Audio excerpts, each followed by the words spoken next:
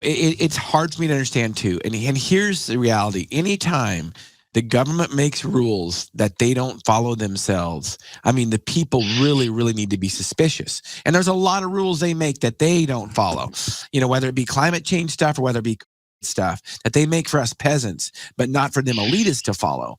And really, what we really need to get down to, and this is my opinion, with most any law, rule, regulation, or just general living, is like anytime we give up our individual liberty, the government wants to give us up our individual liberty to, for the good of others.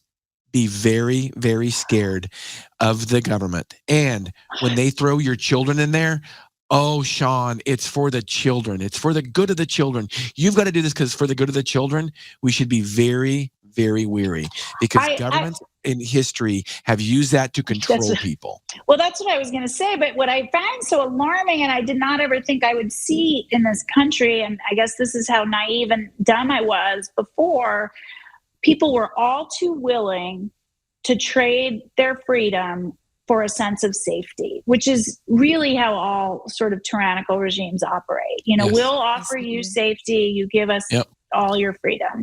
And I was stunned that people were actually willing, very willing, not just to make that trade, but to demonize anybody who wasn't. You remember, it was freedom. If you wanted freedom, if you wanted to be able to have a holiday with your family, go to church, send your child to school, have a birthday party, you were an idiot freedom lover. I thought that's what this country was founded on. I didn't think, there's reports now that are coming out. They're so interesting. It's like what was happening in places like the Bay Area in terms of neighbors snitching on neighbors. The police reports are coming out. You were encouraged, I can say, in San Francisco to report on your neighbor. We used to jump the fence into playgrounds. They were yellow taped for 9 months. You couldn't go. We would take our children to the playground. And we always could see somebody. There was like a special app set up where they could call the police. We knew when it was happening. You'd see some person off to the side on their phone looking at us, and 2 minutes later, the police would come. They set up this snitch culture that I'm still astonished that Americans went in on wholeheartedly. It was like the Stasi. I never thought I'd see that in my lifetime here. It's disheartening.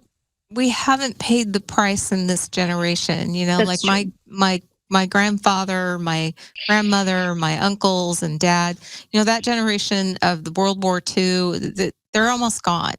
They're the people that saw what happened in fascism and socialism and communism. And I do think, like Shawn and I, we do have some friends that have came from countries that, have experienced what we were seeing, and they were totally like, don't you guys get this? Hello. Yeah.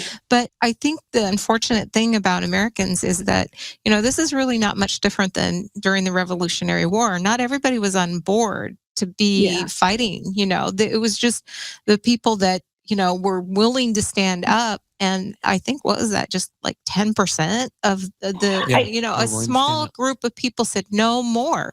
And their freedoms were squashed less than what ours were now. So I think you raise a really good point. And one of the things I have learned over the last few years, which I did not know, even though I was in my 50s, is I think there's a very most people would rather stand with the crowd, take comfort in the crowd, wrap themselves in virtue that crowd offers falsely, than stand apart and be right and uphold truth. And you know what? It's unpleasant. It really is. I have lost my city that I lived in for over 30 years. I've lost almost every single friend I ever had because they take issue with my views. I lost my job. My life is pretty unrecognizable. I never imagined this would be my life right now. And so I'm not going to argue that it's not unpleasant. It is unpleasant, but I will not further a lie. And this whole thing was premised on a lie. It was a lie that school closures weren't harmful, that opening schools was racist, that that the risk to all was equal. The risk was always age stratified. It was just one lie after the next. And at one point in my, fighting back, about a year into it, I was talking with our head of HR who was telling me I needed to cool it. And I was talking about other issues outside of kids. There was that whole sort of moment where doctors were threatening not to treat the unvaccinated. And I had made a few statements about that. And she said, you can't say that.